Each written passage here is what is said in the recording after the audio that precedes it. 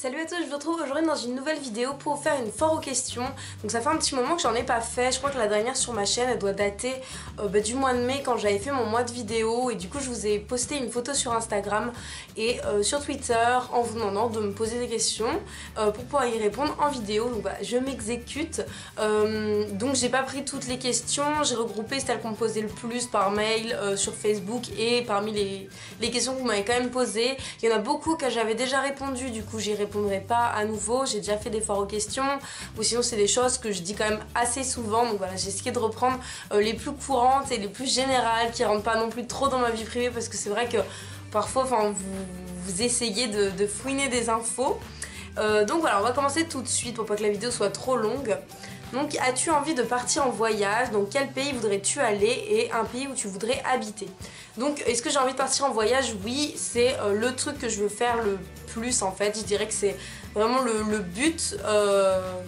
Enfin, le but de ma vie, c'est un peu bizarre de dire ça, mais c'est vraiment ce qui me fait le plus envie, c'est de voyager, c'est de découvrir plein d'autres endroits, plein d'autres cultures et vraiment de pouvoir m'épanouir là-dedans. Donc quel pays? J'en ai tellement. Alors en ce moment je suis à fond, soit sur les pays asiatiques genre le Japon, la Chine, la Thaïlande, soit vraiment sur les pays où il fait vraiment froid, genre en Islande ou des pays comme ça. Après depuis que je suis petite, je dis que je veux aller en Russie, donc je garde mon idée de Russie. Donc honnêtement je crois qu'on peut m'envoyer n'importe où, mais même des capitales en Europe ou des pays où ça change pas non plus énormément. Mais je suis partante, mais même proposez-moi n'importe quelle ville dans la France, je suis partante pour y aller. Et un pays où tu voudrais habiter, donc si je devais choisir un autre pays pour habiter, ce serait le Canada, c'est sûr. J'y suis déjà allée et j'ai adoré ce pays, je rêve d'y retourner et voilà, j'ai adoré y aller. Je me suis même déjà renseignée par rapport aux équivalences infirmières. Donc voilà, après c'est un projet qui n'est pas vraiment un projet, c'est juste une idée, quelque chose comme ça qui me fait envie. Et que c'est vrai que je pense que si je devais partir dans un autre pays, ce serait le Canada. Que penses-tu des youtubeuses qui écrivent leurs livres? Alors mais vous êtes un milliard à me poser cette question. Depuis un an, depuis que tout le monde a annoncé qu'ils sortaient leurs livres, ça y est, les youtubeuses ont sorti, maintenant elles sortent leur deuxième livre. Et ben moi je dis grand bien leur face. J'ai déjà fait une vidéo là-dessus, je vous la mettrai dans le petit i, je sais pas du tout de quel côté c'est, je sais jamais si c'est là ou là, mais il y a un petit i quelque part. Je vous mettrai le lien de la vidéo où j'en parle. C'est très bien pour elles, on leur a proposé, derrière ça va rapporter de l'argent, elles ont peut-être des choses à dire, c'est un aboutissement, c'est un travail, c'est voir autre chose que rester tout seul chez soi devant sa caméra. Donc je sais pas, enfin honnêtement on me l'aurait proposé, je pense pas que j'aurais accepté parce que enfin je sais pas, j'aurais une grande communauté, on m'aurait proposé, je pense pas que j'aurais accepté parce que j'ai pas grand chose à dire et je vois pas ce que j'aurais pu ajouter. Mais quelqu'un qui aime écrire ou quelqu'un qui a quelque chose à dire en fait, tout simplement, je vois pas le problème. Moi je pense qu'ils ont eu raison d'accepter. Après c'est vrai que du coup par rapport aux vrais auteurs ou aux gens qui écrivent depuis longtemps et qui ne seront peut-être jamais publiés, c'est vrai que c'est peut-être une part injuste, mais de toute façon la vie c'est comme ça, c'est les gens connus qui ont accès plus facilement à ce genre de choses. Question numéro 3, qu'as-tu fait comme études? Alors je crois que je vous l'avais dit vaguement dans une vidéo, enfin vaguement, non pas vaguement, je vous ai fait une vidéo dessus, mais ça date d'il y a quelques temps, il me semble que ça fait 2 ans déjà. Qu'as-tu fait comme études? Donc j'ai fait, qu'est-ce que j'ai fait? Une seconde générale, ensuite je suis allée en bac ST2S, donc sanitaire et social, pour faire infirmière. De toute façon j'ai toujours eu dans l'optique de faire ça. Ensuite j'ai fait une prépa et puis maintenant je suis en école infirmière. Vas-tu refaire un mois de vidéo? Alors au mois de mai l'année dernière, pour mes 10 000 abonnés, je me suis lancé le défi de faire une vidéo par jour pendant un mois. Donc je l'ai fait, j'ai pris beaucoup de plaisir à le faire. C'est vrai que j'ai gagné des abonnés en faisant ça. C'est vrai que j'ai gagné du coup un peu plus d'argent parce que plus de vidéos, plus de vues, plus d'argent. Mais c'est un travail qui est énorme.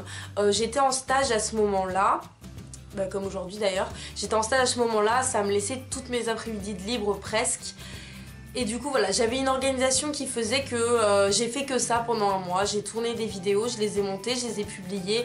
Tous les jours il y avait une 50aine de commentaires auxquels fallait répondre.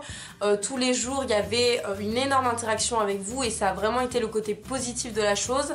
Après c'est vrai que ça m'a un peu dégoûtée de YouTube, surtout que Quand ça monte comme ça, quand ça redescend, ça fait quand même un peu mal. Du coup on est parti sur l'été. L'été YouTube c'est mort. Ça m'a vraiment fait déprimer, ça m'a vraiment mis le moral à zéro par rapport à YouTube. Du coup non, je pense pas recommencer, en tout cas pas maintenant. J'ai pas assez d'idées de vidéos et j'ai peut-être plus envie de m'investir autant comme j'ai pu le faire au mois de mai. J'étais dans une bonne optique, j'avais envie de faire ça, c'était mon petit challenge perso. J'ai vu que j'étais capable de sortir une vidéo par jour pendant un mois. Je dis pas que c'était toujours de la très bonne qualité, mais en règle générale, j'ai pas eu de mauvais retours par rapport à ce mois de vidéo. Mais je pense pas le refaire, en tout cas pas tout de suite. Vas-tu aller à la Get Beauty Paris? Alors, j'aimerais bien y aller. Il me semble qu'à la base, la Get Beauty Paris, c'était au mois de novembre.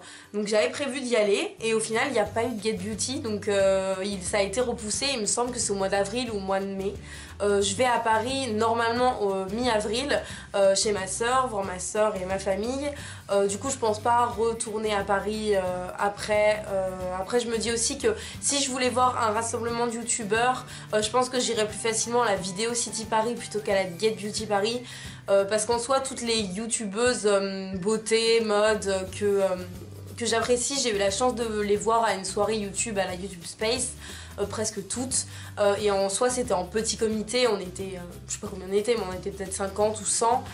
Là c'est un coup à ce qui est 10 000 personnes, à faire la queue dans des grandes files d'attente pendant 2 heures pour avoir un autographe de quelqu'un. Enfin, je pense que j'ai un peu passé l'âge, je sais pas ce que j'irai faire de mon autographe à la fin, et honnêtement je comprends pas trop cet énorme engouement. Voilà, je suis contente de les avoir rencontrés, de les avoir vus en vrai, voilà, c'est différent de passer du virtuel au réel, mais je pense pas aller à la Get Beauty, ou je pense pas, franchement je pense pas y aller. Tout ça pour vous dire que je ne vais pas y aller en fait, je parle pendant 10 minutes pour rien dire. As-tu des animaux? Oui, j'ai un lapin qui est juste là, que j'ai eu il y a 2 ans et demi. Il y a 2 ans et demi, oui, quand je suis emménagée à Bordeaux, voilà, c'est mon colocataire à Bordeaux. Est-ce que tu lis des livres en ce moment? Alors je vous parle jamais de lecture, mais je lis quand même. Hein. Donc j'ai 3 livres qui sont entamés, 3 livres totalement différents. Oui, j'ai 3 livres entamés, donc je sais que c'est bon, c'est pas très courant, mais bon. Donc j'ai Harry Potter, donc le nouveau. Harry Potter et l'enfant maudit, donc la pièce de théâtre. J'approche dangereusement de la fin, et en fait je me restreins à lire que par exemple un chapitre par jour ou un chapitre de temps en temps, parce que j'ai pas envie de terminer ce livre, parce que je suis tellement amoureuse d'Harry Potter, de l'univers Harry Potter, que je ne veux pas que ça s'arrête. Du coup je fais exprès de le faire durer sur la longueur. Ensuite je lis Into the Wild depuis cet été, j'adore ce livre. Pareil, je suis à peu près à la moitié, on me l'avait offert pour mon anniversaire. Et voilà, moi qui adore les histoires comme ça, c'est l'histoire d'un mec en fait qui part un américain qui part dans la montagne marcher tout ça, et en fait il se coupe du monde, et au final voilà, il lui arrive plein d'histoires. C'est une histoire vraie, et il y a un film qui est beaucoup plus connu que le livre, mais bon, comme d'habitude les gens ne prennent pas la peine de lire les livres, ils regardent d'abord les films. Moi j'ai pas vu le film, d'abord je veux finir le livre. Je l'ai déjà fini une fois, mais il est tellement bizarre, il est tellement écrit bizarrement que du coup je me suis remis à le lire, donc voilà, je suis à la moitié. Mais c'est vrai que j'adore l'histoire, j'adore le fond, et je trouve que ça fait énormément réfléchir. Mais je sais pas, l'écrivain qui a écrit ça, il écrit vraiment bizarrement, je trouve. On va dire qu'il y a 3 points de vue dans l'histoire. Des fois c'est le mec lui-même, des fois c'est l'écrivain, le journaliste, et des fois c'est les gens que le mec a pu rencontrer, sauf qu'ils te préviennent pas quand c'est quelqu'un d'autre qui parle. Du coup c'est vrai que c'est un peu particulier comme lecture, mais j'aime tellement ce genre d'histoire que ça me dérange pas. Et ensuite je lis Max, que ma cousine m'avait prêté. Je pense que je vous en ferai une vidéo, parce que j'adore ce livre. C'est sur les enfants qui sont nés dans les années, pendant la Seconde Guerre mondiale, et qui étaient genre qui sont nés pour être nazis en fait. Donc voilà, c'est un livre qui est vraiment bien et très intéressant. Je suis à peu près à la moitié aussi. J'adore lire plein de livres à la fois, je sais pas choisir, c'est des livres totalement différents, d'un style totalement différent, mais voilà. Je pense que cette vidéo va durer une éternité.